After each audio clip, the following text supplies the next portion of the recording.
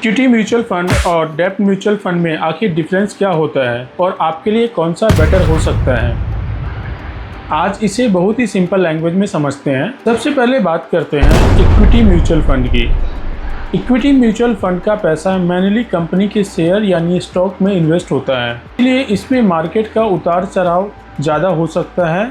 लेकिन अगर आपका इन्वेस्टमेंट हॉरिजन लॉन्ग टर्म का है तो इसमें हाई रिटर्न की पोटेंशियल हो सकती है। अब बात करते हैं डेब्ट म्यूचुअल फंड की। डेब्ट म्यूचुअल फंड का पैसा जनरली बॉन्ड, गवर्नमेंट सिक्योरिटी और फिक्स इनकम इंस्ट्रूमेंट में इन्वेस्टमेंट किया जाता है, इसीलिए इक्विटी की तुलना में वोलेटिलिटी आमतौर पे कम हो सकती है। लेकिन ध्यान रखिए, डेब्ट म्यूचुअल फंड भी कम्प्लीटली मार्केट रिस्क फ्री नहीं होता है। तो सिंपल लैंग्वेज में समझिए, equity equal to higher market risk, higher return potential, और डेब्ट तुलनात्मक रूप से कम वोलेटिलिटी और अलग तरह के इंटरेस्ट रेट और रिस्क, क्रेडिट रिस्क हैं।